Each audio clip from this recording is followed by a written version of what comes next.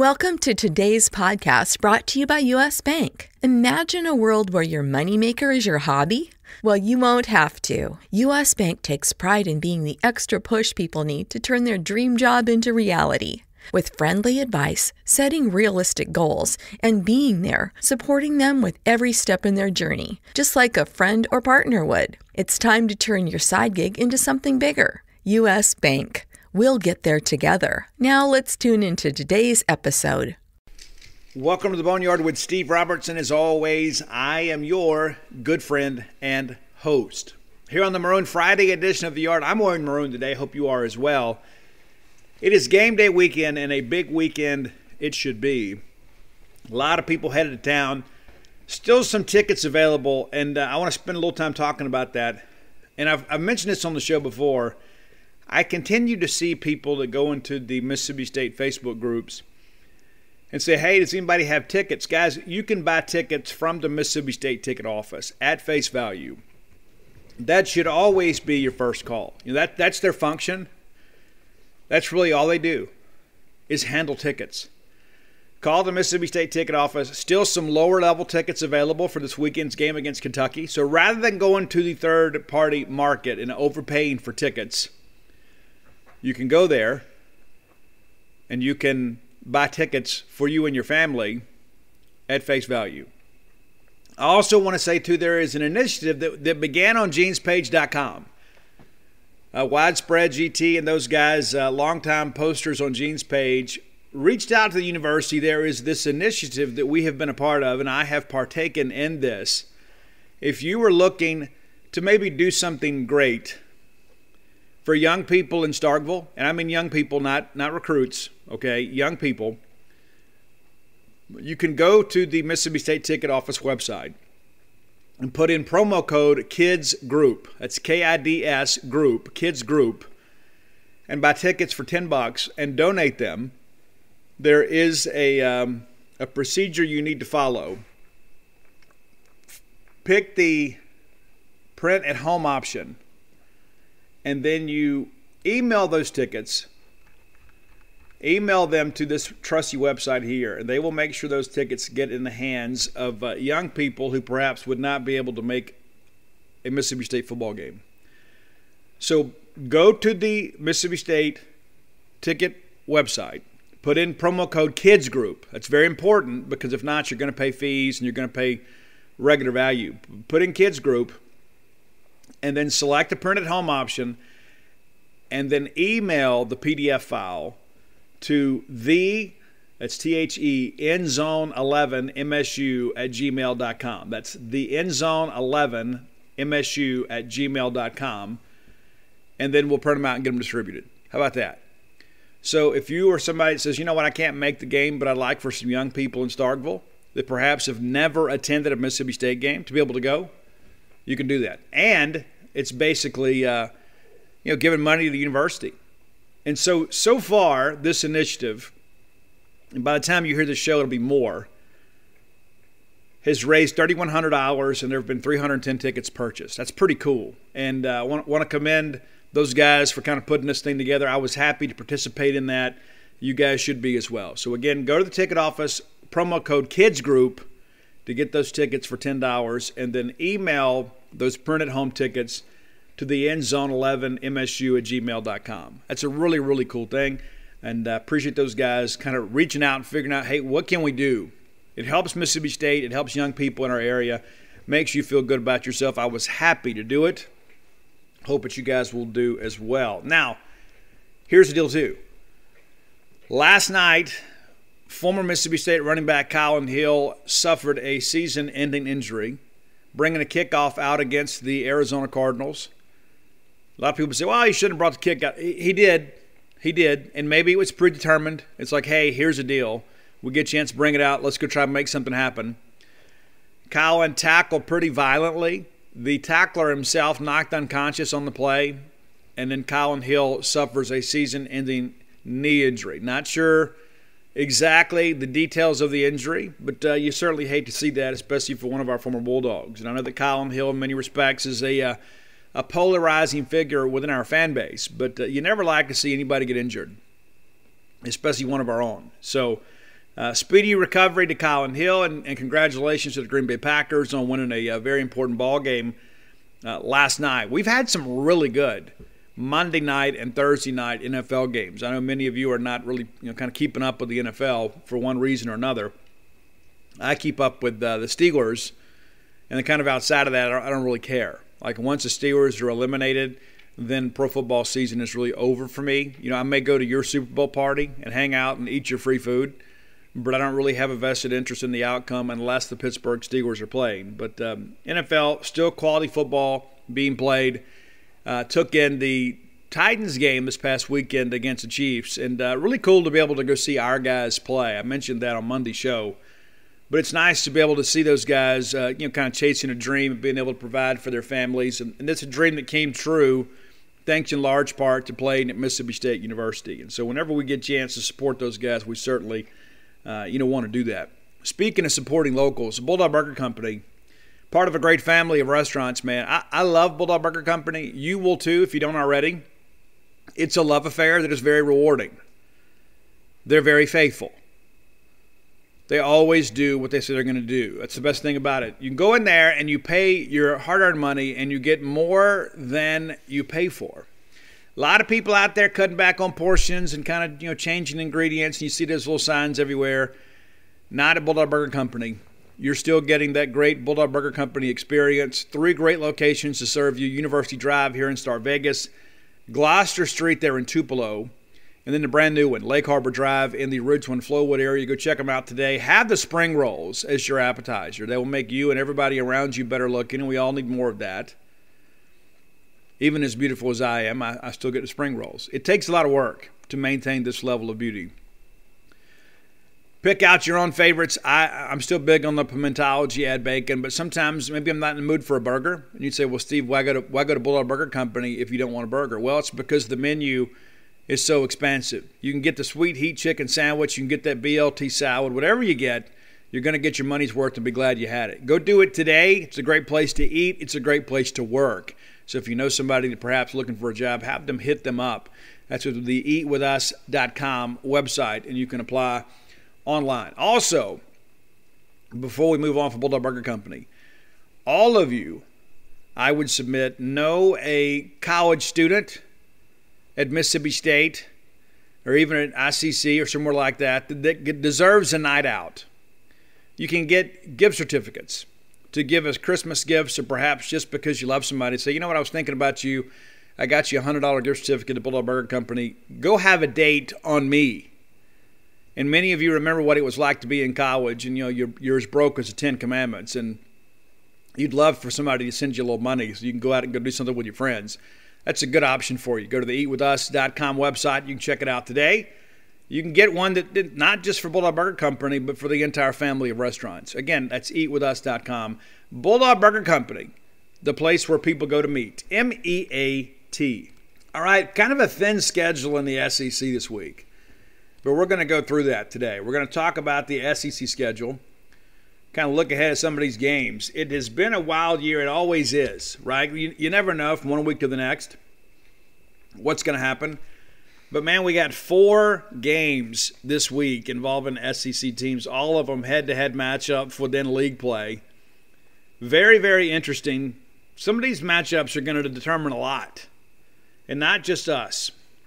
Let's start with Missouri and Vanderbilt. There is no Jefferson Pilot game this week in the league. And it seems like Arkansas has been off like 10 times this year. But Arkansas, of course, off this week, and we'll get them next week. Kentucky had an open date last week. We get them this week. So we're playing teams fresh off bye weeks. Interesting how that works. But be that as it may, let's take a look. Missouri at Vanderbilt. Listen, that's going to be a game I suspect will be somewhat similar to that last week in the respect that I don't think the Vanderbilt defense can stop Missouri. I do think Vanderbilt will be able to score a little bit. Not exactly sure what the quarterback situation looks like for Vanderbilt. But they're pretty pedestrian on offense, as you guys know. So Missouri should win this game. But let's take a closer look at Missouri. I began to start thinking about, okay, who's going to make bowl games, who's not going to make bowl games. At this point, I think we all pretty safe in saying that Vanderbilt, South Carolina, not going to make bowl games. Look at the Missouri schedule. They are 3-4, but 0-3 in the league. They should pick up a win this weekend, which would make them 4-4. And then you look at what's left. It's going to be tough to get to 6 wins. It's going to be really, really difficult to get to 6 wins. Next week, Missouri plays at number 1 Georgia. That's a loss. South Carolina comes in the next week at Mizzou. Mizzou can score. South Carolina really can't. They got a lot of quarterback issues there. Let's give Mizzou the nod there, right? And now all of a sudden, you look at this thing and say, okay, we're 5-5. So what's left? What's left? Florida at Mizzou, and that could be a difficult one, Dan. It really could. That could be a difficult one because I think Missouri's going to be able to score. Florida just doesn't have any dudes on defense. And that's been that way really since Dan's been there. I mean, they don't have dudes on defense. They've tried to address it. They've gone out and worked the junior college market, worked the transfer portal. But if Florida finds a way to win that game, and I think they will because Mizzou's defense is so bad, I think it could be closer than Florida fans want it to be. Now all of a sudden Florida wins and Mizzou is 5-6 with a game to play at Arkansas. And so that becomes a very dicey ball game. You know, what can Arkansas do? Arkansas should be able to run the football, with impunity against Mizzou. So you kind of see they're up against it. It's not much margin of error at all for Mizzou. They could be 6-6. More than likely, I'll say they're 5-7. Very difficult stretch for them down the stretch because they're going to be playing against teams, all 4 of those teams, battling for a bowl game. I don't think South Carolina makes it. I think that's a game that I think Shane Beamer's probably looked at and said, hey, we have to win this game in order to keep the dream alive. But, South Carolina staring 4-8 right in the face. So Mizzou, could be 5-7 with a break, perhaps 6-6. So we start thinking about Mississippi State's bowl possibilities and where we could end up. And then you look at the fact that the bottom half of this league, which is kind of where we are, to be quite honest. And a lot of teams out there that are jockeying for position kind of in the same situation that we are.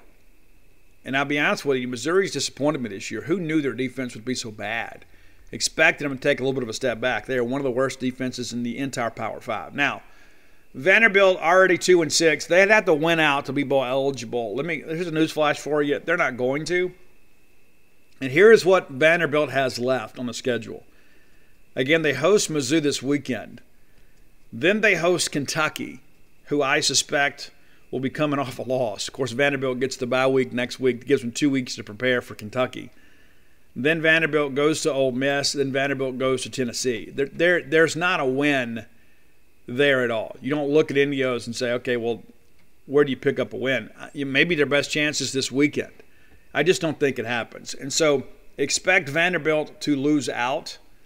And I think a lot of people thought, well, maybe they were making some strides and that they beat a winless UConn team. They got blasted by Florida, but they should have beat South Carolina on the road. And you think, hey, maybe they're getting better. They're looking at 2-10 and another winless year in the SEC. Simple as that. Simple as that.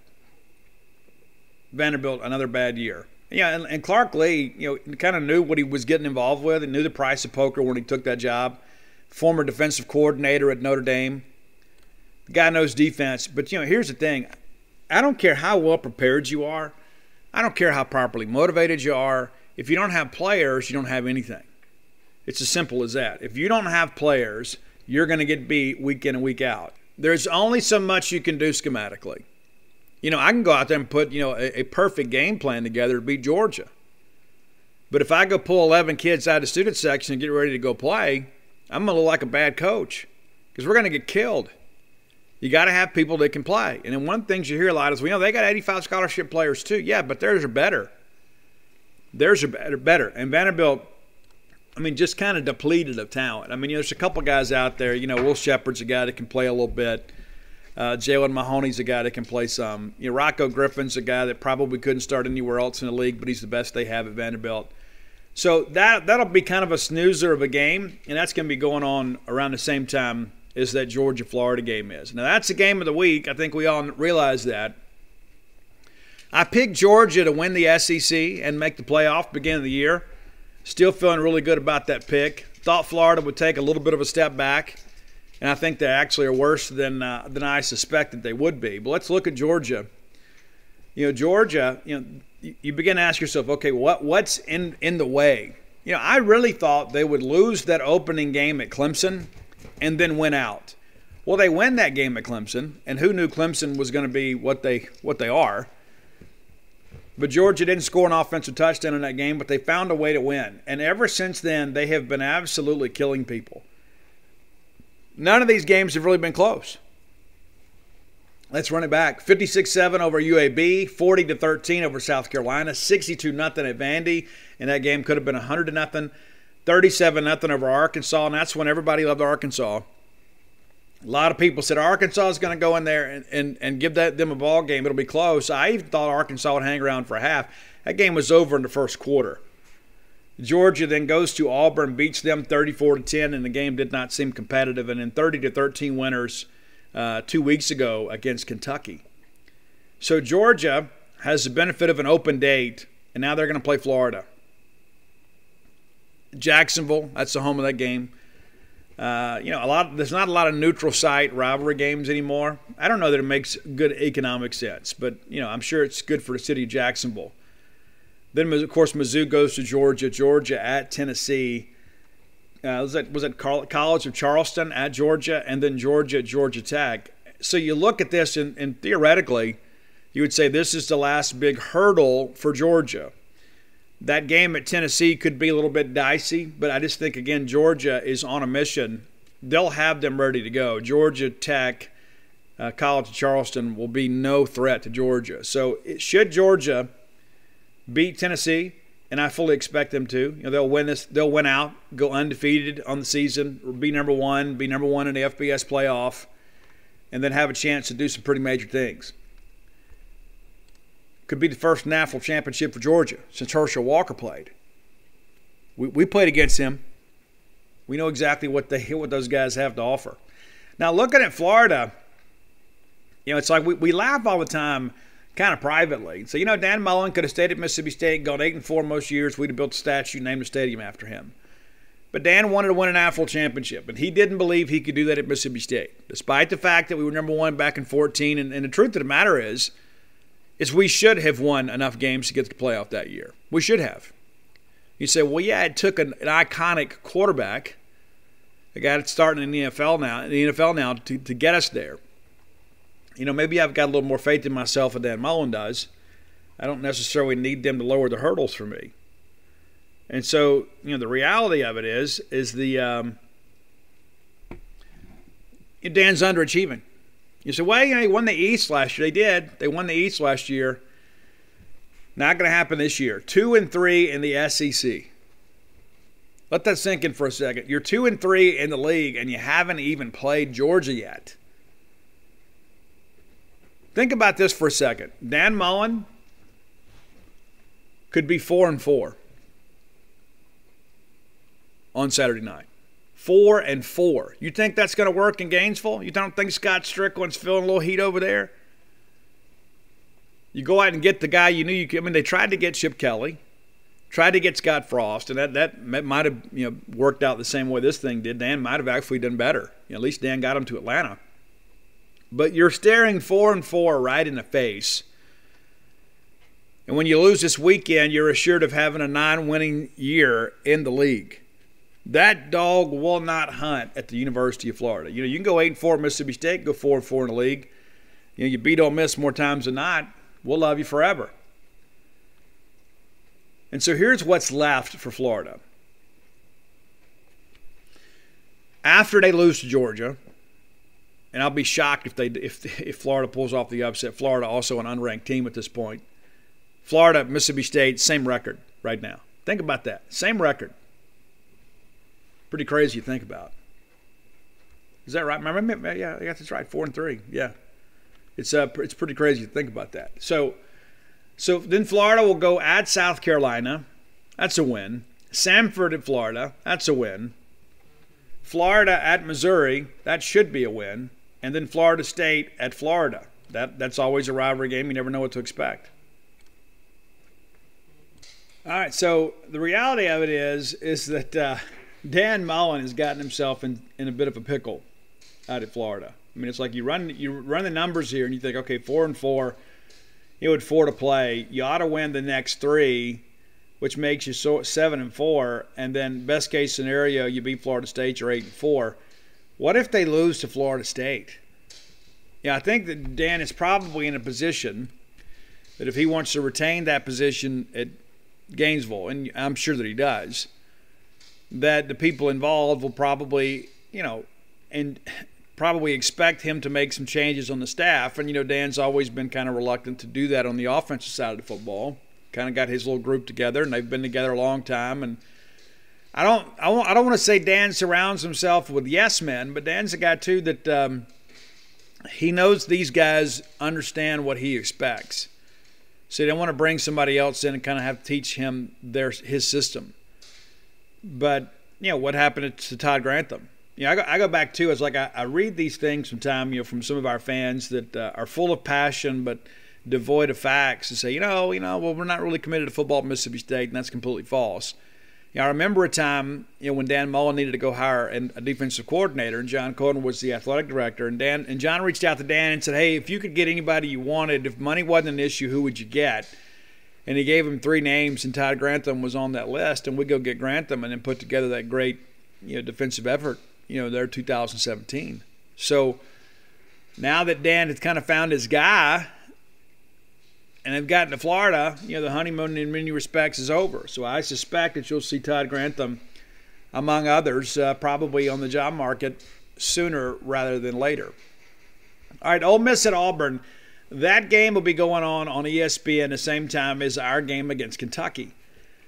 So let's look at this Ole Miss team, ranked number 10. And who could argue against the fact that, hey, Ole Miss is playing well. 6-1, 3-1 in the league. Already got wins over Tennessee and LSU. And you say, well, LSU not so good. But, it's a rivalry game. I picked against these guys 3 straight weeks. I did it again today. Arkansas should have beat Ole Miss, but Ole Miss found a way to win. It was in Oxford. And then, of course, they go to Tennessee. Tennessee should have won the ball game. Ole Miss finds a way to win. LSU, not a good ball team. And Ole Miss handled it pretty well. What happens if they don't throw the pick, though, in the end zone? It was a 7-0 ball game, and LSU was kind of dictating terms. And next thing you know, it's 17-7, and Ole Miss kind of coasts to a big win there. LSU scores a couple touchdowns or a couple points late to make the score look a little more respectable. But Ole Miss dominated the last 3 quarters of that ball game. What's next for them? They're going to play at Auburn. I suspect this is the week that the Ole Miss defense struggles a little bit more. They weren't great against Tennessee. They weren't great against Arkansas. They weren't great against Alabama. Had a pretty good game against LSU. And some of that also, too, is LSU's own ineptitude. I think Auburn's running game is probably enough in this one.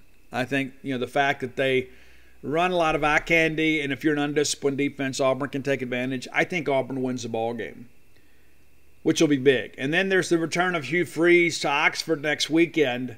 Liberty at Ole Miss. I know a lot of people have said, oh, Liberty's going to beat Ole Miss. Guys, they don't have a shot. I mean, they really don't. I mean, can they keep it competitive for a while? Maybe. But it goes back to what we talked about. You got to have players, and Liberty doesn't have players. Liberty also not having the year that they had a year ago. They got off to a good start last year. That was all the talk is, oh man, look at Liberty, and they got a chance to sneak in and do some good things. And they're 6-2, so they're not going to be intimidated, I don't think. And you're kind of looking at this thing here. You could argue that Liberty could be undefeated this year.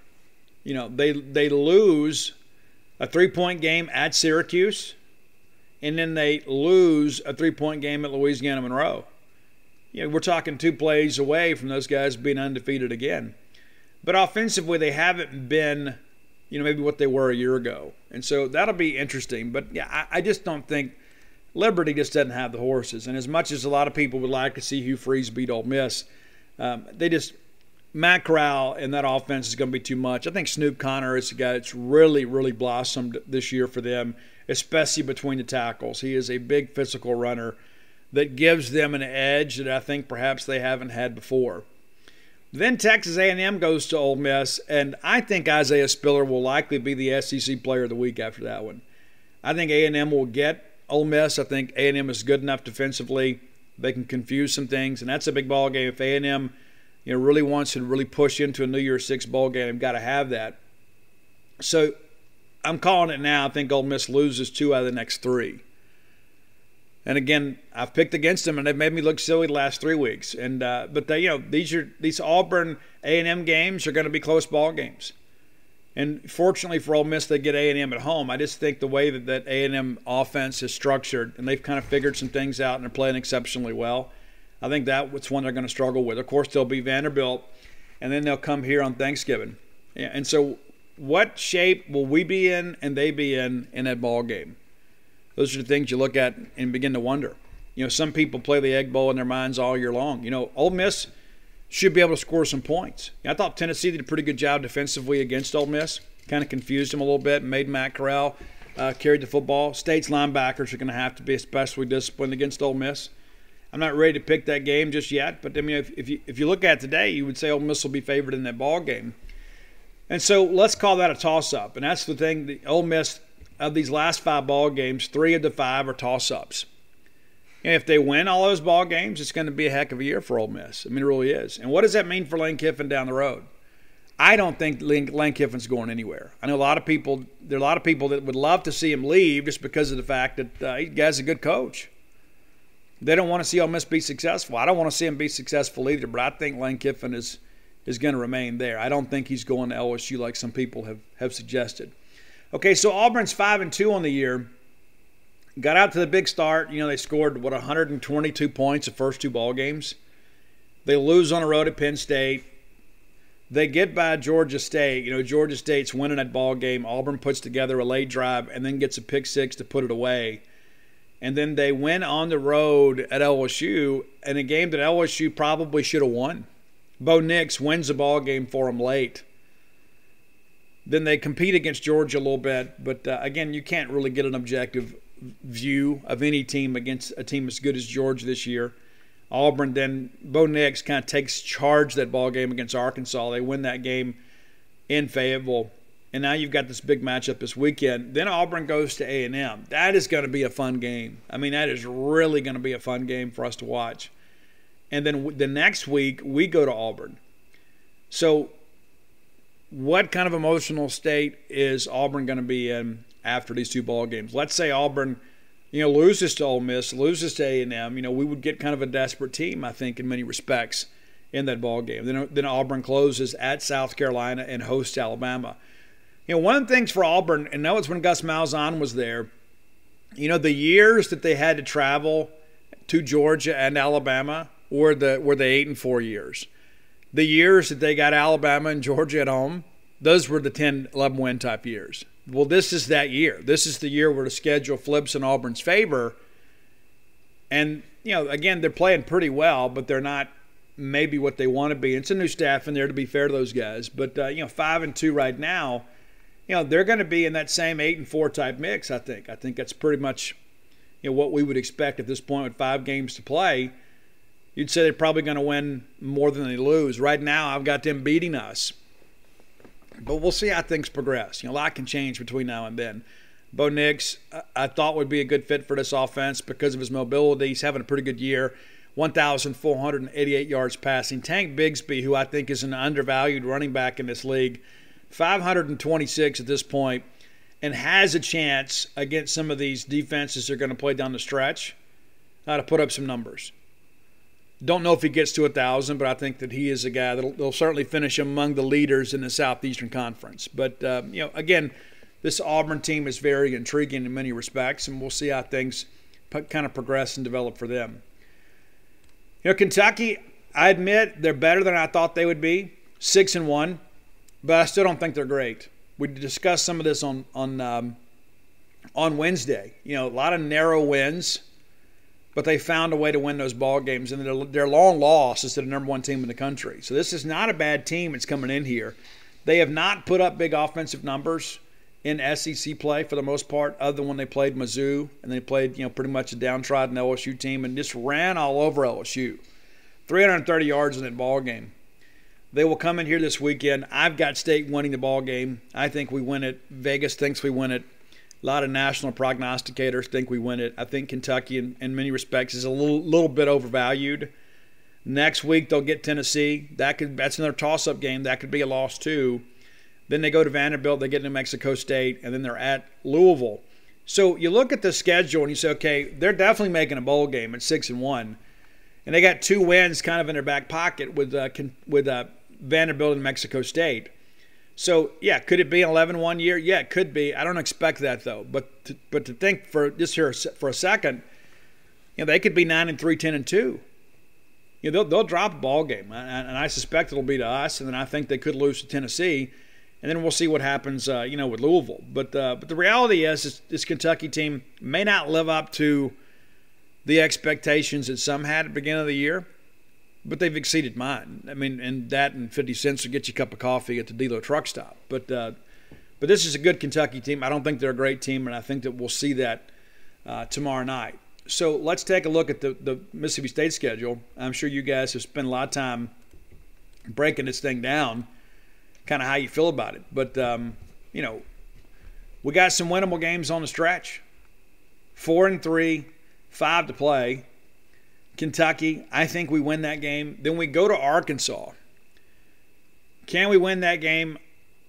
I think we can, especially if we win this week. I think if you win this week and then you go into Arkansas on a 2-game winning streak, feeling confident, knowing that you've got an FCS game coming later, so you feel like bowl eligibility is pretty much an assurity. I think we'll go up there and play loose, and I think that we gave them the game last year. If I had to call it today, I think we win the ball game. I do have us losing at Auburn and, of course, beating Tennessee State. So that gives us a chance to basically have, 7 wins before the Egg Bowl. And I think considering how many teams are going to be in that 6-6, 7-5 kind of glut right there in the middle of the standings, that Egg Bowl game could mean a lot for Mississippi State.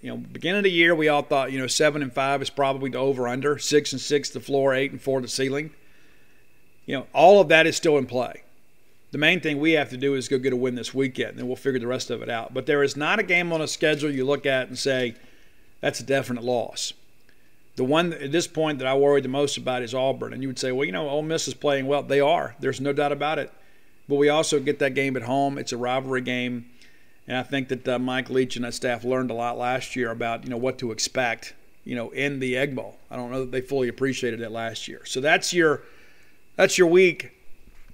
Spent a lot of time talking about 4 games, but a lot of these teams now are really jockeying for position for bowl eligibility. So your winners this weekend: Missouri on the road at Vandy, Georgia and Jacksonville against Florida, Auburn at home against Ole Miss, and then Mississippi State at home against Kentucky. So there you go. Kind of a mixed bag, but 4 games, and I think it's a pretty exciting thing too when you begin to look at this thing and realize that even with the highs and lows of this season, that we're kind of right where we thought we would be. And a win this weekend really kind of alleviates a lot of anxiety, not just for the team, but for this fan base. Because the last thing we want is another losing season. We've finished the last 2 years with losing seasons. And so, we went 6-6 back in 2019. We did, and then we lose the bowl game, a game that we led at the half and then got absolutely destroyed in the second half. So we need to get back on the winning side of things, for sure. And I think, again, this is a nice step forward. Even though there is some peaks and valleys with this team, a lot of it due to youth and experience, this is a team that if we can play as well down the stretch as we did last year, I think 7-5 and potentially 8-4 is possible. But we'll see. That's the thing, too, the Mike Leach experience. Sometimes you beat teams you don't expect and you lose to teams you don't expect. How many of you guys had us winning at A&M and then losing at Memphis? I'd say very few of you. So we'll just kind of see how things go and see how things progress. I'm told it has been a good week of practice for Mississippi State. We've had very good media opportunities this week. And, there's only so much you can tell. They're not going to send a malcontent up there to speak to the media. But it just feels like that our head is in the right place. And I know those guys are happy to be home and have a chance to play in front of our fans. And I just encourage you guys to turn out and be a part of that this weekend. Time for the Top 10 list, brought to you by closewithblair.com. Blair's a good friend of mine. Like Blair a lot. He is always on me about the jam band stuff. We're not doing a jam band today, Blair, so go ahead and stand at ease. But if you're looking to refinance your mortgage, or perhaps get into a mortgage, maybe you're looking to buy a house for the first time, maybe life hasn't been fair to you, and now you've put yourself in a position. You say, you know what, I'd like to be able to have a legacy and a home that my family could always come back to. I'm tired of being on the hamster wheel of renting. Blair can help you with every bit of that. Go to closewithblair.com. That's CLOSE, closewithblair.com. And one of the things, too, is maybe if you're not quite ready, maybe you need to get ready. Blair can help you get ready. He can tell you what you need to do to get yourself into a position where your loan will just kind of fly right through underwriting. It is a complicated process. Go with the guy that's got experience. Blair's got 21 years in the industry and the top 1% in the close ratio standings nationally. Works at Fairway Mortgage, not some fly-by-night subprime lender. This is a guy that's a pro, working with other professionals. We'll do a professional job for you. And by being a loyal Boneyard listener, we're going to keep it in the family. Blair's a Bulldog, and I believe in doing business with Bulldogs, and you should too. Blair is one of those guys, too, that says, you know what, because I want the Mississippi State business,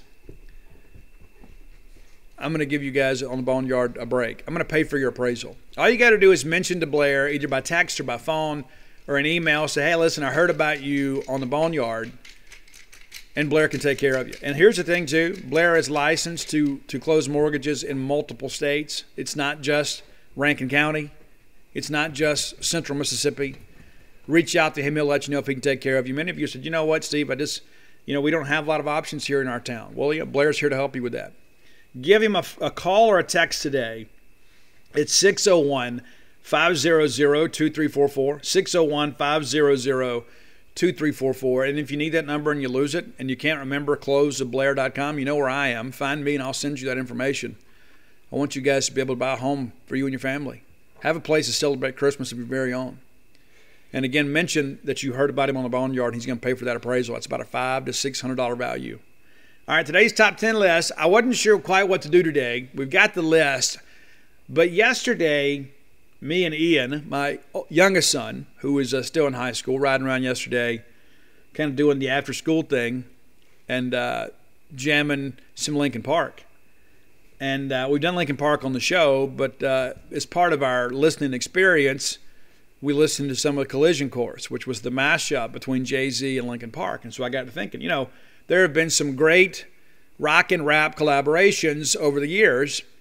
And so why don't we highlight those on the show? So here are your top 10 rock-rap collaborations. So we're going to bring everybody in today. We're going to bring in the rockers. We're going to bring in the rap people. And here's the thing, too. Rock and rap are both very, very similar. I laugh when I hear people say, well, country and rap are really similar. No, they're not similar in any way whatsoever. I don't care how many times you've listened to Cruise with Florida Georgia Line and Nelly. Even though I think it's catchy, they're not similar. They're just not. And that's not to say that one's bad and one's good. They're not similar. Rock and rap are kind of the voice of rebellion and of change. And so it's a unique marriage in many respects. So I wanted to put Korn and the Franchise Boys, Lean With It, Rock With It on this, but it's not available on Apple Music. And so I changed it. But if you can find that out there, it's a pretty cool little rendition those guys do together. Again, that's Korn and the Franchise Boys, Lean With It, Rock With It. All right, so here's top 10. And so I want to tell you, too, I would say maybe the top 4 on this list, I think, are kind of iconic performances. And so some of these on the back end of the list you may not be quite as familiar with. Number 10, this is a little different. So it's not like a rock version of a rap song. It's an original song by Cypress Hill that has some rock elements in it, and it's Rock Superstar, from the Training Day soundtrack. I love this song. I absolutely love it. And, Chino and Everlast are part of this, too. They kind of do some voiceover stuff over it. But Rock Superstar by Cypress Hill, that's number 10. Number 9, a song that you might have never heard. And I know that Machine Gun Kelly is a guy that's kind of controversial. He's a guy that did some rap for a while. And then he played Tommy Lee in the Netflix original movie about Motley Crue, The Dirt. And now he's kind of doing rock stuff. He's trying to kind of cross over. And he hasn't really been accepted in many respects. But there was a song they did a couple years ago called Spotlight that had Lizzie Hale from Hailstorm. And you guys know what a fan I am of hers. She's the highlight of this song. Spotlight is the name of the song. Spotlight by Machine Gun Kelly featuring Lizzie Hale. That's number 9 on the list. Number 8, I did find a way to get Korn on here. It's a song, Play Me, Korn, featuring Nas. Korn is from Bakersfield, California. They like rap music. You know, you guys may remember on the Greatest Hits album, they covered Word Up by Cameo. And so, you know, there's a little bit of, rap, R&B influence in what they do. You know, I really like the Path of Totality. That's a different album. They did some electric dubstep type stuff too. But there you go with Nas. Number 7, a song that many of you may not be familiar with, and I absolutely dig this track. We've got a longtime listener, Coy Welburn, that is a big Dinosaur Jr. fan, and he has asked me multiple times to do a Dinosaur Jr. list. I don't think I could do that list justice because I don't know enough of their music. But there's a song that they collaborated with Del the Funky Homo Sapien called Missing Link that is a gem. It is really, really good. Missing Link by Del the Funky Homo Sapien featuring Dinosaur Jr. That's number 7 on today's list. Number 6, we could probably make an argument for this. This is actually a cover. It's kind of like a mashup deal, kind of like what Linkin Park did. But it's Crank That with Soulja Boy and Travis Barker. Crank That, Soulja Boy, Travis Barker. And it's the rock version, and it is phenomenal. There's a video out there of Travis playing his part on this on YouTube. It is great. I actually like this better than the original. I know that there are some people that would say, you know, Steve, that's just sacrilegious. Well, I'm a rock guy. But I love the fact that Travis Barker did this. It's a Travis Barker production. Check it out. Crank That, Soulja Boy, featuring Soulja Boy and Travis Barker. Number 5, a more recent song, and this one is not in really the true vein of rap, but it is a guy that has done a great job making a name for himself. Moved from California recently to Utah. It's Post Malone, and it's a song, Take What You Want, featuring Ozzy Osbourne. So it's a pretty good collaboration here. And I remember when I first began to hear about this, they said, oh man, Ozzy came in and basically did it in 1 or 2 takes and just absolutely killed it. And it's, to me, Ozzy's voice on this song sounds like the classic Ozzy, like the classic, you know, Ultimate Sand Bark at the Moon Ozzy. It's tremendous, and I know there's a lot they can do with technology. But I love the song in and of itself, and it's really not necessarily a rap song. It's a rap performer basically doing a rock song with the rock legend, Ozzy Osbourne. So number 4. Now, there's 2 versions of the song. There is the air raid vehicle version, and then there is the urban assault vehicle version. And yeah, that's right. We're talking Rollin' by Limp Bizkit. I actually like the urban assault vehicle version better. That's Limp Bizkit with DMX, Redman, and Method Man. I'm a huge Method Man fan. I think Method Man is an iconic rapper. I think his delivery and flow is unlike anybody else.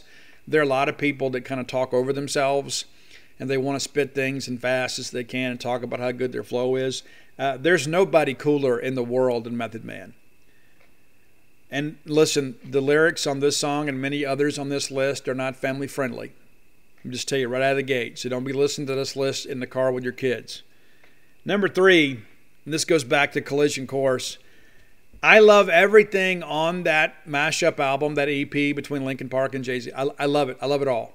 I absolutely love it. When I first bought that CD, me and Ani listened to that thing nonstop for weeks. And I still put it on sometimes. Sometimes I get in the car and Ian's like, hey, let's listen to this. Let's listen to Jay-Z and Linkin Park. But the best song on there, in my opinion, is Points of Authority and 99 Problems, and then it fades into In the End. That is the best one. That's Jay-Z and Linkin Park. If you don't know the Collision Course CD, you need to listen to it. You need to listen to every bit of it. There's not a bad track on there, and I love the fact that sometimes Mike Shinoda and those guys do some of the rap stuff. They do some of Jay-Z stuff, and I love how informal it all is. And of course, when Chester Bennington died, Jay-Z had this incredible statement. He was talking about how special this album was, and this is kind of the child of the final 2 songs on the list. Like, this whole collaboration is part of this whole tree. Number 2, this came out in my teen years, and it was a rebirth for Aerosmith. We're talking Walk This Way, Run DMC, and Aerosmith. And Rick Rubin, of course, was producing Run DMC at the time and said, hey, listen, here's a great song I think you should do.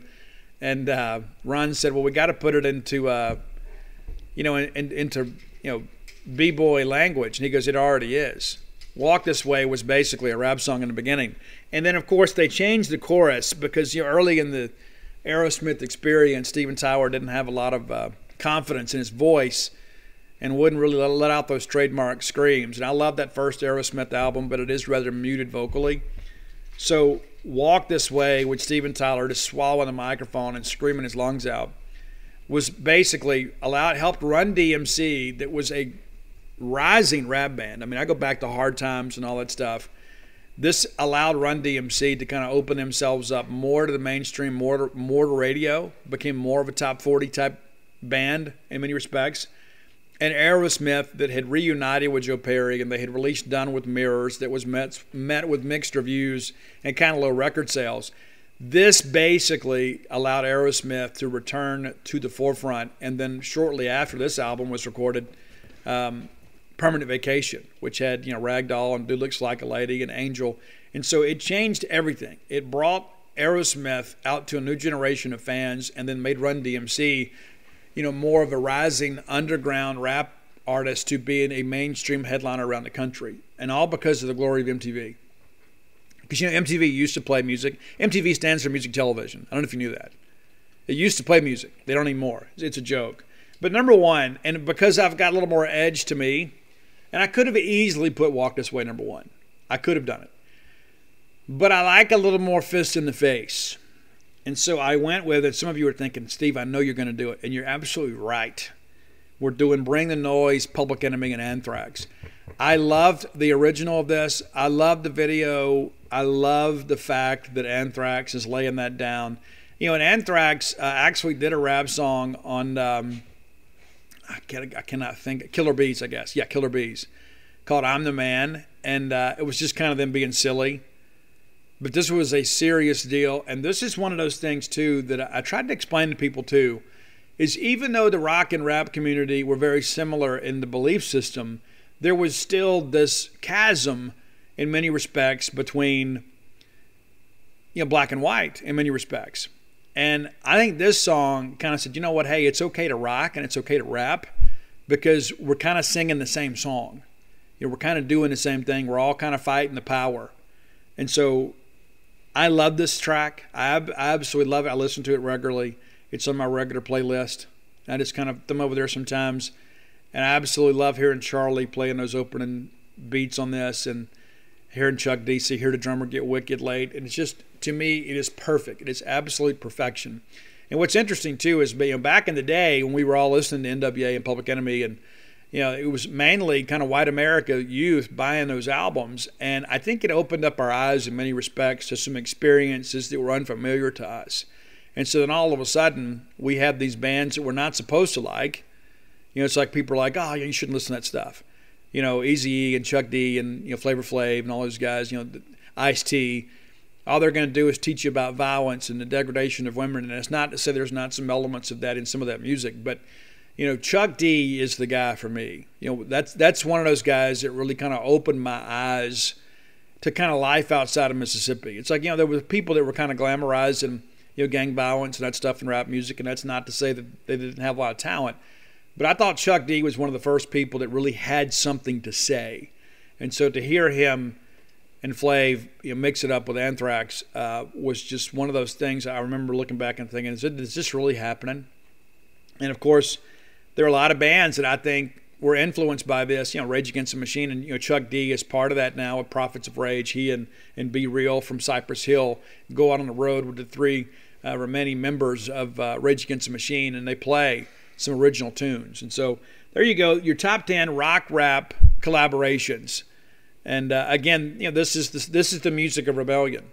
That's what it is. There's a lot of people out there that they listen to all this hipster doofus stuff and call themselves an activist. Listen, guys like Chuck D were about change, and still are in many respects. And I don't always agree with all his politics, but the reality of it is, the chances of all of us agreeing on everything are pretty slim, but I do like the fact that people share their voice, even if I don't agree with them. I'm a First Amendment advocate in every respect, even for things that I don't like, because there are going to be a lot of things that I say and do and write that other people are going to like. I don't want anybody infringing on my ability to say, write, or express them. And so I was really, this is a thing that I don't want to spend a lot of time chasing this, but when all that stuff happened with the PMRC, I actually wrote a paper about that. I wish I could find it.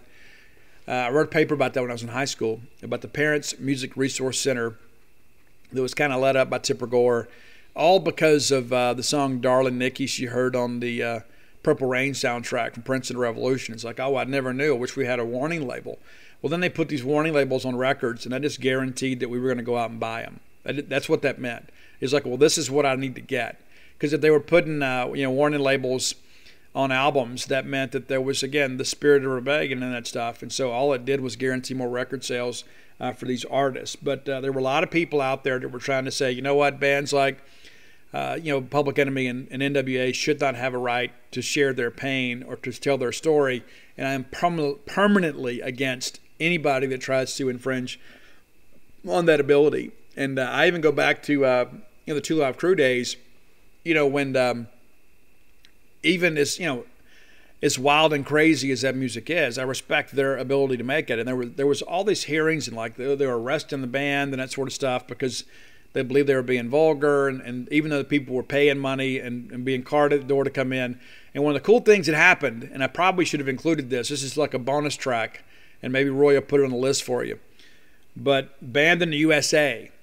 And Bruce Springsteen donated the rights to Born in the USA for Luke Skywalker and the Two Live Crew to record that song because he was so pro First Amendment. And again, we're not always going to agree on stuff, but I think our ability to express ourselves and to tell our story is paramount to what our freedoms are in this country. And I didn't mean to get political today, but that's the reality of it. And so here we go. That's your top 10. If you've got ideas for the top 10 list, reach out, let me know. I love this list. I think it is the perfect list. You may disagree. You may say, you know what, Steve, you didn't include this song, and I might not have even heard it. And so send it to me. I'm happy to check them out.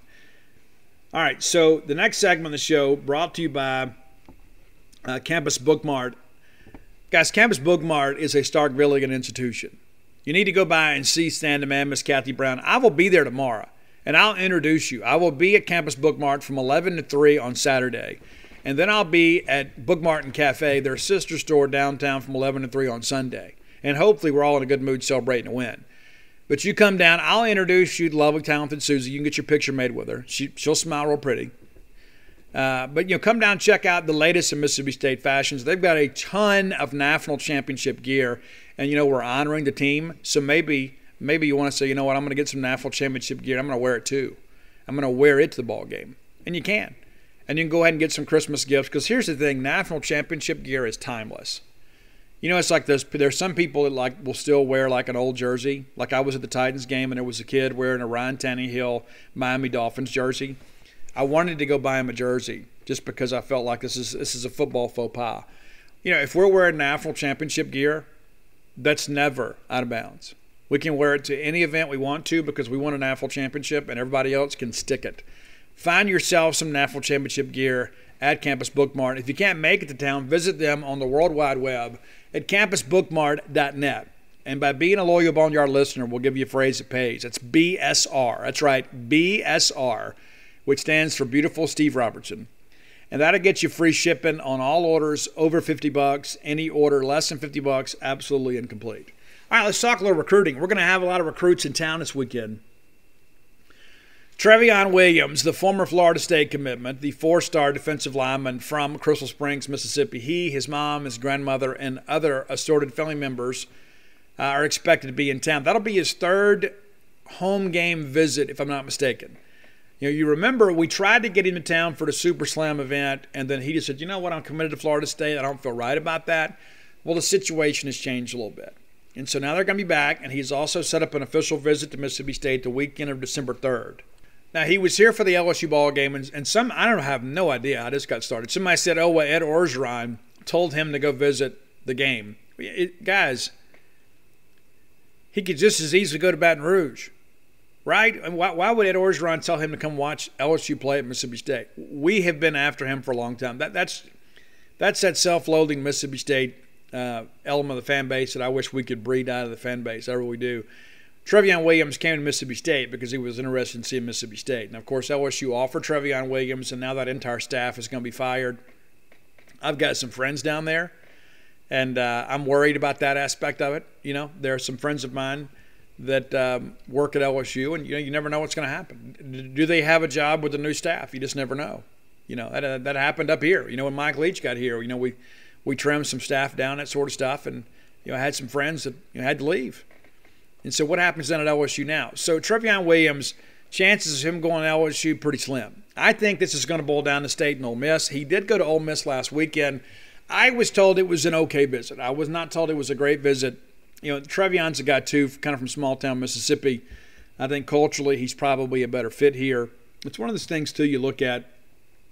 If you were a defensive lineman in the state of Mississippi and you want to go to the National Football League, where are you going to go?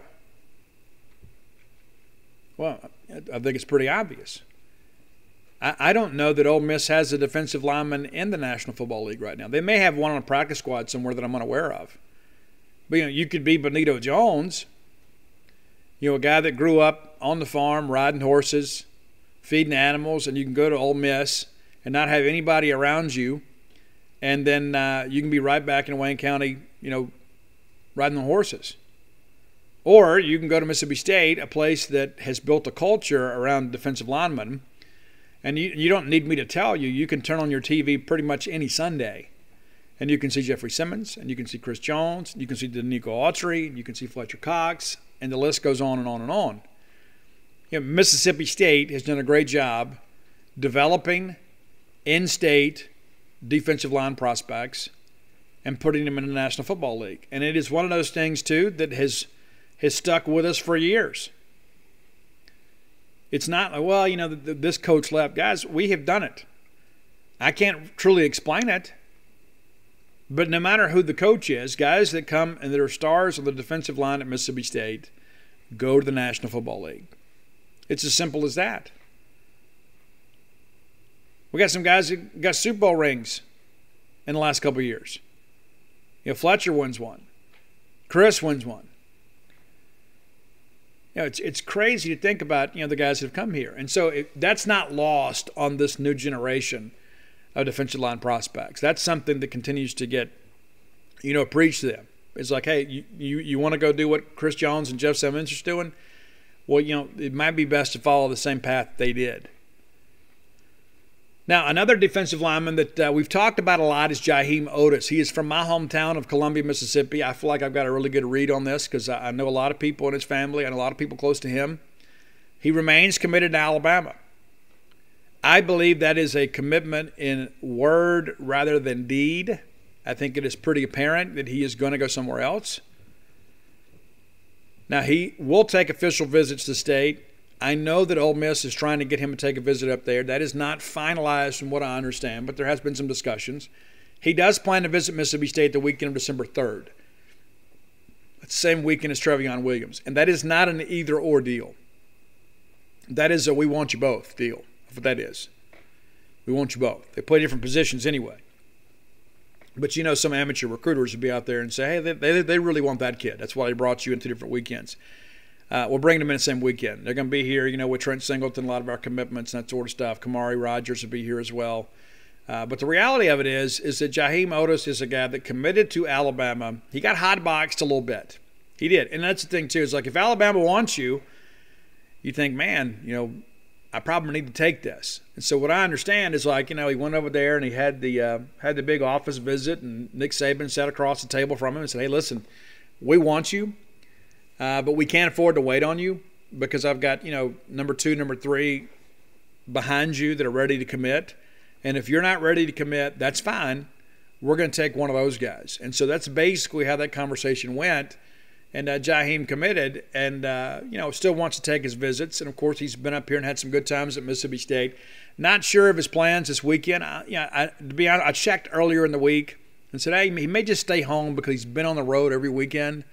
And then, of course, Columbia High School wins a district championship last night. That's right. That's right. The Columbia High School. That's right. And so Jahim might stay home this weekend. You never know. He's the guy that doesn't have a problem getting rides. And so he may decide, you know what, since I played last night, I'm off this Friday night, maybe I get up and drive to Starkville on Saturday. So we'll see how that kind of progresses. We'll see how things go with that. But again, State in a good position, not a great position, in a good position. That's the thing people say, well, Steve, who's the more likely of the two? Well, Trevion Williams is undeclared. He's decommitted from Florida State. So, yeah, that feels better. Jahim Odis continues to be committed to Alabama. And while, again, I don't think that is a very solid commitment, he remains committed to Alabama. To Alabama. It's not like he's committed to Arkansas or even committed, even to, Texas A&M. And we could say, well, this is closer to home. It's not that big a drive to get over to Tuscaloosa. It's really not that much difference when you look at geography. But it's Alabama we're talking about. And so that's kind of the hesitation that I have there. Again, this is a guy from my hometown, so I'm going to shoot you straight. And the reality of it is I do think State's in a really good spot here. And the fact that he came here and was able to spend so much time with the players last time he was up here, made some friends, and they've remained in contact, that's been really big. I do think in the end Trevion Williams and Jahim Odis stay in Mississippi. I do think that's the case. Do we split them with Ole Miss? Don't know. Do we get them both? Don't know. But I don't think we're in a situation where we miss them both, if that makes a difference to you. I don't think that we miss them both. Another guy I want to talk to is about Marquez Dortch, and there have been a lot of people that have talked about him. Now, as soon as M.J. Daniels signed with Ole Miss, I crystal balled Dortch to Ole Miss just because the two of them are very, very close. And, of course, he committed. Well, since that time, a lot has changed. Ole Miss sees him as a corner, and he wants to play wide receiver.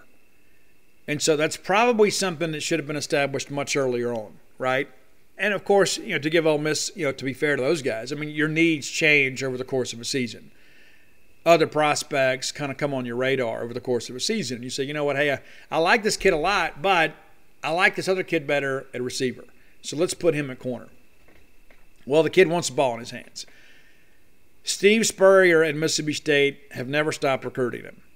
Had him here for camp, came back up for a couple of events. He has been to a couple ball games. Might be here this weekend. I haven't confirmed that. Might be here this weekend. I think that's the case. I think Paul may have talked to him. I believe that's the case. But he has not attended an Ole Miss football game this year. He is committed to Ole Miss, but has not attended a football game at Ole Miss this year.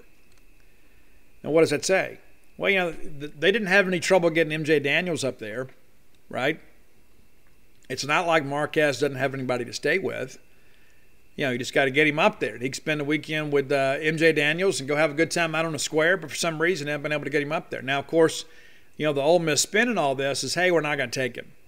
We're not going to take him. That's what their media people are saying. Oh, we're not going to take him. But yet their coaches continue to recruit him.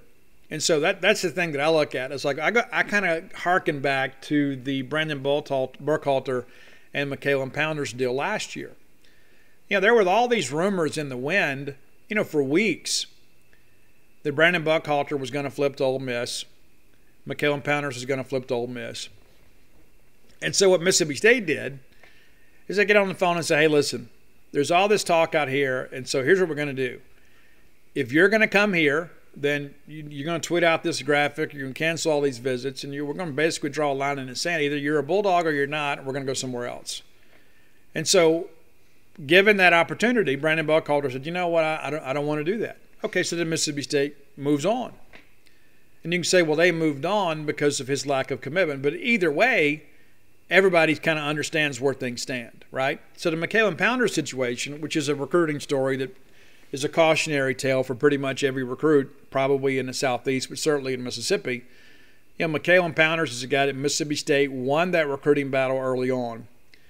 And then over the course of the year, there's all these people that get in his ear. Oh, you got to do this. You got to do that. Oh, my gosh, you got to do this. You got to do this. Well, then he listens to the noise, and he allows himself to get manipulated. He does. And all of a sudden, we're all excited and we're in our Merry Flipmas T-shirts and all that kind of stuff. And then next thing you know, on National Signing Day, and I heard this directly from one of his coaches, that McCallum shows up the day before signing day and asks his coach, he goes, hey, do you have my letter of intent from Ole Miss? And he's like, you don't have it? No. Well, then they get on the phone and it's like, well, hey, coach, it's not going to work out. We're not going to have a letter. And so, yeah, they use him to get the PR game going, right, to stick it to Mississippi State, and then they don't sign the kid. And ultimately, he signs on with Memphis, and I wish that kid the absolute best. You know, there was some talk behind the scenes that maybe that Mississippi State would come back because it was such outrage that Mississippi State might come back and take him. But you know what? State ends up getting Albert Reese, and McCallum Pounders didn't have a place to go. Ends up going to Memphis. It's pretty crazy, you know. And so, again, you can get caught up in the hype. And at the end of the day, McCallum Pounders really has nobody to blame but himself, right? But this is a young man that was manipulated. But at the end of the day, you know, he chose to be part of this PR shell game and then was left having to go to Memphis. And I guess that's not to say that he won't get a great education at Memphis and that he won't have an opportunity to have a great playing career there. And I'm not in any way saying that. It's not like he ended up, you know, having to go play Division II. Memphis is close to home. It's a great place. There's a lot of fun in Memphis. But the reality of it is the kid got used. He won't have a chance to play in the SEC. He won't have a chance to develop and play against the best players in the country week in and week out. He won't get a chance to really sharpen the saw and then put himself in a position to go play in the National Football League. And so I look at all this stuff and I begin to think to myself, you know, it's like how much of that's going on this year? I mean, really, how much of that's happening this year? You know, we talked on this show, and I posted on Gene's page in the weeks leading up to signing day that I was very concerned about MJ Daniels. I can still produce the articles to show it. Other people were like, oh, no, he's going to stick with Mississippi State. Even Ole Miss media people, oh, he's going to stick with Mississippi State. What that tells me is they were poorly sourced on the topic. The MJ Daniels thing was an absolute circus in the final 2 weeks. And we pretty much knew 2 weeks in. You know, the kids kept saying, I'm going to Mississippi State, I'm going to go to Mississippi State. But we're hearing some things behind the scenes, you know, out of Loosedale that were very concerning. Now I'm hearing some things out of Loosedale that MJ's not real happy up there. You know, we'll see how things progress. He's redshirted this year. That was all the talk last year, as he may get a chance to play some as a safety this year. And I don't know why he's redshirting. Who knows? He got a little banged up in camp. I don't know. Maybe they decided he needed to get ahead academically. I don't know. I don't know the circumstances behind that. But I think in some respects, Marquez Dortch's interest in Mississippi State is somewhat related to that too. Just kind of put that under your hat. You know, we'll kind of see how things kind of progress and develop here, you know, in the weeks to come. But Marquez Dortch, I'm not quite ready to put in a flip pick for him, but it is basically trending in that direction. A lot of people want to know about Stone Blanton. I'm not sure Stone's going to be here this weekend or not. It'd be great if he was. But there are a lot of people out there that, and I have talked extensively the past week with multiple parties about this, and I'll be honest with you, I don't think anybody has a good handle on what Stone's going to do right now. And that even comes from the Ole Miss side too. I think a lot of people, you know, it's one day to the next, oh, I think he's going to go here. Now, here's the deal, and let's be honest with ourselves. Stone Blanton grew up going to games at Mississippi State. When given the opportunity to pick between Mississippi State and Ole Miss baseball, he chose Mississippi State. That should make you feel good. Now, that said, there is at least a part of him that wants to go to Ole Miss.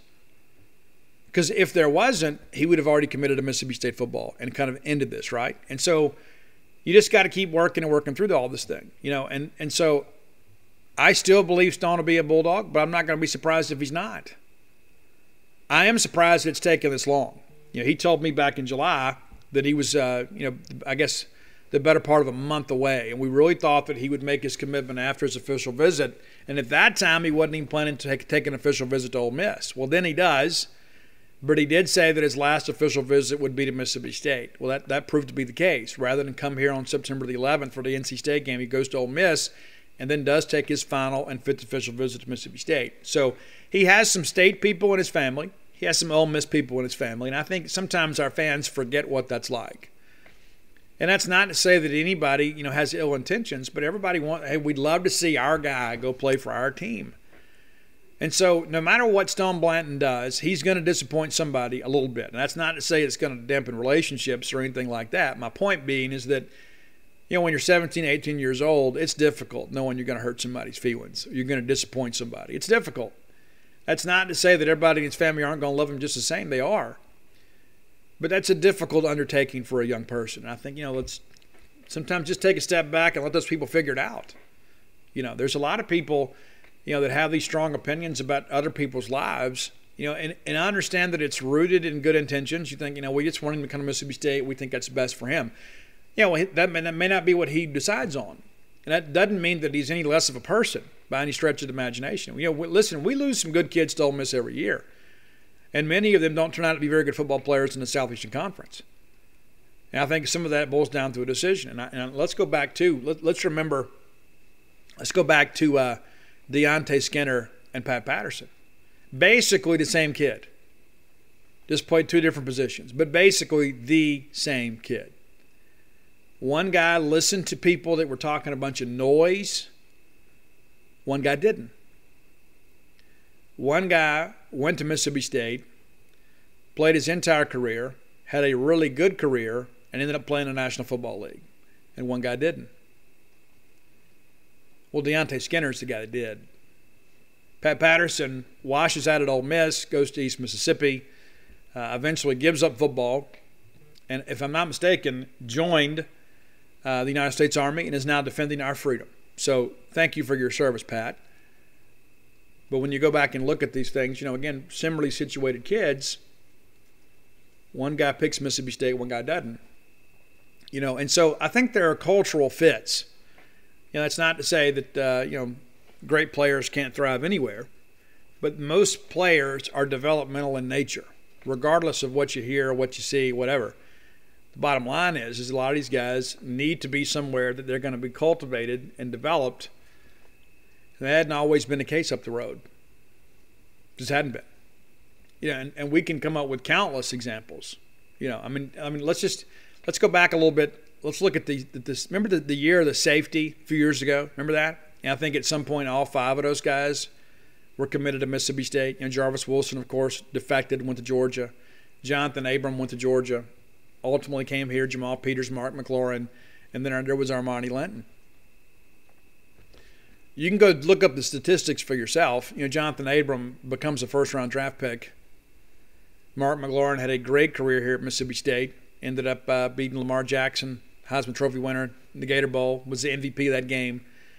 Jamal Peters, was a guy that probably never fully appreciated his talent, maybe realized his full potential. But all those guys put together great careers, with the exception of one, Armani Linton. That was a guy that was committed to Mississippi State, and again, kind of part of the whole shell game. He and Jay Johnson, flipped to Ole Miss. And where's Jay Johnson today? Jay Johnson out of Bruce, right? Biggest highlight of his career was being, a redshirt during the Last Chance U series at East Mississippi Community College. And so you can say, well, Steve, every situation is different. Yeah, that's true. It is. Every situation is different. But when you begin to look at the pathology of all this and look at how many of these situations that have occurred, you begin to ask yourself, what's the common denominator? And so I just say that because I think that, I think it's important Mississippi State fans understand that usually when we lose a kid, to Ole Miss, usually when we lose one, they traditionally don't amount to a whole lot. And I don't necessarily think that that's about the kid. I think it's about, the decision that they make. And, I can go back to the Robert Elliott thing too. I mean, it's like, Robert got hotboxed early on, then he flipped, and all of a sudden he's an enemy, and then the poor guy's an ACL and injury. And, he was a very raw guy that played 2A football here in the state of Mississippi that needed some time to develop. And I venture to say that he would have had a much better career had he not been injured. But, the reality of it is that, a lot of times, we have these guys that we all get so fired up about, so he's going to be a game breaker, going to change everything, and it just doesn't happen. There is still the whole issue about, predicting future human performance that remains very, very elusive. You just never know what's going to happen. What happens when they get on campus and they get their first college girlfriend and then everything is great, and the next thing you know, they break up and she's dating a friend or a teammate. Then you got to deal with that stress and anxiety, and then you fail a test or you miss a study hall and you get cursed at by your coach. You're at the bottom of the pile and somebody steps on your hand. It better be about what you want at that point. It better be about what you wanted. Because all those other people that are in your ear telling you, hey, well, you need to do this, they're not going to be around when all that's going on. They're not going to be around. It's got to be about what you want. And there are some kids out here from time to time that they get, you get people in their ears, they don't have their best of intentions. Somebody brought up Kayla Moore on our message board earlier today. Kayla Moore. Remember him? Was committed to Ole Miss, flipped to Mississippi State. State had a great plan for him offensively. We're going to do some big things with him. Knew how to utilize him. And then some people in his hometown saw a situation where, they could get involved in this situation. And where is Kayla Moore now? Where is he now? He's probably back in Boneyard, Mississippi. I don't know. But, I liked Kayla Moore. I liked him not just as a player, but as a person. I didn't think he was the best back in the state that year. I thought Ashton Shumpert was. And Ashton Shumpert had a decent career at Mississippi State, but did not reach his full potential either. But Kayla Moore goes over there and becomes a cornerback, and just next thing you know, he's just another guy on the team. And so I go back and I think, what about you, Mr. Hometown Guy, and that had so much to say? Where are you today? You going to give him a job? You going to be his reference? You going to go out there and network for him and try to get him a spot somewhere? The answer to that question is no. Usually people with bad character continue to have bad character. It's difficult for that to change. There has to be something traumatic. And so it's like, if I'm going to get involved with a young person's recruitment for my own gain, and then I'm not, vested in the outcome of his career, why would I have any reason to change? And that happens all over the country. Not just in Mississippi. It happens everywhere. But I'm not going to mention a name, but there was a former Mississippi State player. And you can do your math on this. But, there was a former Mississippi State player that never knew his dad. Never knew him. Wasn't involved in his life whatsoever until he became a recruit. And then some local Ole Miss people go dig up the guy, find out where he is. He's living out of state. They reintroduce him to the situation because they feel like they can manipulate the guy because they knew that obviously this guy didn't have a lot of character, right? Well, it backfired in a major way because the mom dug in her heels and was like, nope, not doing this. Not going to do this. Knew who was involved and everything else. And so I say all that to say this, is that, there are a lot of times out there that there are people involved in this process that have no business being involved in it. Zero. And this is really just more of a general commentary about recruiting than specifically one player. I just think there are sometimes our fans is like, oh, I don't understand. How could a guy pick this school over that school? Sometimes it's not just about tuition and books. Sometimes it's not. Sometimes there's a lot more to it. There's a lot of layers to this thing. That's the thing. I remember talking to Bridget Elliott. She said when the recruiting process started for Robert, she said, what? I just thought that, they're going to have all these offers, and then he's going to pick his school, and that'll be the end of it. And then she'd get a crash course in in-state recruiting. Had people showing up at her house during the dead period, pretending to be reporters from the Tupelo Daily Journal, trying to track Robert down because he had gone into hiding. After that happens, Bridget Elliott packs up and goes to Houston and stays with her mom. Spooked her out. All over a two-way high school running back. But what happens is egos get involved, right? That's what happens. Egos get involved. Well, he was our kid. We can't let Mississippi State take him. You may recall, too, Sylvester Croom goes up there to have the in-home visit, and there's Frank Wilson and Hugh Freeze and I guess Dan Werner sitting in there, and Ed Orgeron had told them, do not leave the house. They were going to sit there through our in-home visit. Can you imagine how tacky? But Sylvester Croom and Robert's uncle outsmarted him. Robert goes out the back door and gets in the car with his uncle, and they have the in-home visit down at the uncle's house. And then Devin Elliott's sitting at home there, and all of a sudden Hugh Freeze and those guys figure out they've been had. They get on the phone, and I remember reading all the Ole Miss media reports. Oh, if Ed Orgeron would have been there, there'd have been trouble. No, there wouldn't have been. There wouldn't have been any trouble. Ed Orgeron would have got glad in the same pair of pants he got mad in. He wasn't going to do anything. But it's funny how life works. It's never as simple as, okay, well, kid's just going to pick a school. I mean, for some of them it is. But for the highly coveted, it doesn't work that way. Final segment of the show brought to you by Portico. You should move to Starkville. We need you here. I want you to be my neighbor. Come to Mr. Robertson's neighborhood. I wish I was living out there in Portico some days. I got this big lot, this big house, and this big lot out here, man, in the country. And my dogs have a chance to kind of get out and run a little bit. But the reality of it is sometimes I wish I was closer to campus. And if you're moving to Starkville, chances are that's what you want to do. You want to be close to campus. You want to be near everything. Portico is 1.1 miles away from the Mississippi State campus. You can run there. It's right there by the neighborhood market. It's very easy to get to. You turn off of 82 on the 12, the very first right. Boom. Pat Station Road will take you to Portico.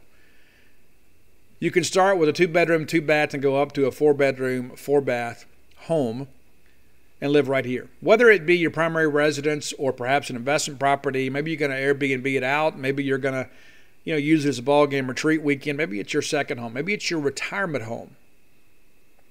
Portico has a plan for you. Now, if you want to move there today, can't do it because everything in Phase 1 is already purchased. We've already got a few lots in Phase 2 that are purchased, and those folks not only picked their lots, but they picked their house plans. You can be involved in that process too and get exactly what you want.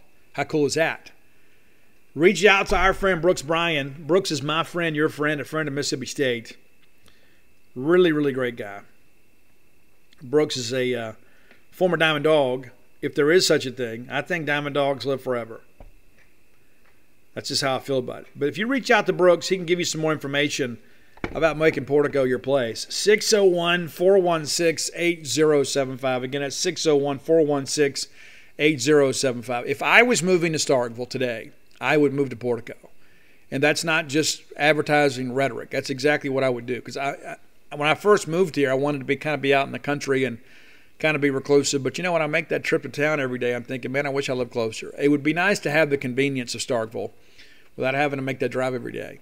And so if you're like me, maybe you want to be closer to the action. So make Portico your next move. Okay, so speaking of that neighborhood market, I was in there a couple weeks ago. I'd left media opportunity. Remembered I didn't have any dog food, needed to stop there, and I usually go to big Walmart, so I'm rarely in the neighborhood market, but I was in there, and I had a Boneyard listener that came up and said hello. And, sir, I forget your name, and I apologize for that. I was in a hurry, and we had a chance to visit for a little bit. And he said, Steve, is there any chance you can get my friend Tom Good into the MSU Legends segment of your show? And I am happy to do that. There are so many people, Tom Good was a legend at Mississippi State. Originally from West Point, Mississippi.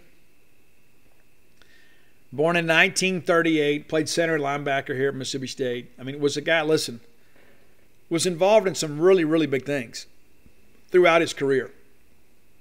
Here's one of the things I bet you don't know. He was a multi-sport letterman there at West Point High School. Point City, as Brandon says. Football, basketball, ran track. And he comes to Mississippi State on scholarship. Played center linebacker here, as you guys know. It was a 3-time All-SEC selection and the school's first ever Kodak All-American in 1960. That's a pretty nice distinction. Played in the Blue-Gray game, also in the Senior Bowl, also the All-American game. It's like he was the guy that everybody wanted to see. In addition to being the big man on campus, he was elected Mr. Mississippi State, and eventually named the who's who in American colleges and universities. He was drafted twice by both the AFL and the NFL. Drafted in the AFL in the second round by the Houston Oilers and by the Detroit Lions in the 17th round. Interesting how it all worked out. And so he goes with the Oilers of the AFL. Played with them from 1962 to 1965. And then joined the Miami Dolphins 1966 to 1969, and then in 1970, his final year with the Baltimore Colts. Now, what's interesting too is we begin to look at all this stuff, and that these shining moments that people have. So here are some pretty cool things that happened to Tom Good when he was in the NFL. He was voted most valuable player on the Miami Dolphins team in 1967. Also, the most outstanding offensive lineman in 66 and 69, named to the Pro Bowl in 69. In his final season in 1970. He served as a long snapper and then snapped the game-winning field goal in Super Bowl V to give the Baltimore Colts the win. How cool is that? You had a Bulldog out there doing the grunt work, man, for one of the biggest wins in Baltimore Colts history. That's a really, really cool thing. And so once it was all over with, once he was done playing, he went on and coached throughout every level of football. Coached the offensive line at Mississippi State, 72-75. Became the offensive coordinator for the Calgary Stampeders in the CFL. Ended up at Vandy for a while. Was the assistant head coach at Ole Miss from 78 to 82. 83, the offensive line coach at Alabama. And then eventually came back to Mississippi State to be our offensive line coach from 84 to 89. Went back to Vanderbilt in 90. And then eventually became the athletic director at East Mississippi Community College, where he served until 2003. Very interesting life, shall we say. And what's interesting, there's a biography out there, maybe you can find it, entitled Guts, God, and the Super Bowl, written in 1974 by Zola Leavitt. It's a story of Tom Good. The last snap of his career earned him a Super Bowl ring. Former Bulldog wore number 68, We lost Tom in 2015 at the age of 76, died in his hometown of West Point, Mississippi. And so, Tom, and to you and your family, thank you for your contributions to Mississippi State athletics. Wanted to honor you today. You were a part of some great things in your career. And you go back and begin to think about all the great things that he did and how wonderful his life would have been, in many respects, if he had done anything. This is a guy that was pretty multifaceted. He was good at all sports. He was very popular, loved by his teammates, loved by students, loved by his players. You don't ever run into anybody that knows Tom Good that doesn't speak highly of him. And he's one of ours. So, Tom, again, thank you to you and your family for your contributions to Mississippi State athletics. All right, before we get out of here, let me remind you, Dogpile the book, let me give you an update on that. We've got proofs and that sort of stuff, and the printing process will begin, and the book will be out next month. I was hoping to get it out late October. I finished writing this thing at the end of August. So I did my part, right? And then the reality of it is the supply chain slowed everything down with the printer. So everything's done on our part, and we'll have an actual delivery date here very soon. And so, again, you still got 2 months to Christmas, right? So if you're looking to put Dogpile the book under the Christmas tree, go to dogpilethebook.com, and you can pre-order, and we will sign it and personalize it for you. It says if you want it personalized, there's a notes section for you to put it in there. But go check it out today. And while you're at Dogpile the book, you can get copies of Flim Flam, Starkville, and Alpha Dogs. If you're looking for Blooms of Oleander, you can find it through your local bookstore or through Amazon, booksandnoble.com, Barnes & Megan. Books A Million and Barnes & Noble, if I can get it out. And then also, too, it's also available as an ebook, whether it be on Nook or through Barnes & Noble. So if you're looking for that, maybe you don't buy books, maybe just say, you know what, I'd love to read what you had to say, Steve. You can read it on your e-reader. All right. Got a text from Blair Chandler during the show. Blair just bought a Stark Villains hoodie because Blair is one of the cool kids. So if you want a Stark Villain hoodie, and you should have one, you should probably have multiple Stark Villain hoodies. You go to starkvillains.com, and you can order t-shirts, hoodies, and any assortment of items in a variety of colors. Stark Villain shirts and merch at starkvillains.com. All right, let's get out of here. I'm going to go enjoy some lunch at one of our local eateries, and then I'm going to get back and do some writing on Gene's page, and we're going to get ready for game day. And again, if you're looking for tickets, please go to the Mississippi State ticket office. If you can't make the game and you just want to contribute to the cause, do use that kids group code and then email those tickets so we can get those into the hands of young people in the greater Starkville area. That's going to do it for today. Thanks so much for your support of the Boneyard these many years. Until next time, let's all live our lives in a way we make more friends than enemies, and people can see a difference in the way we live.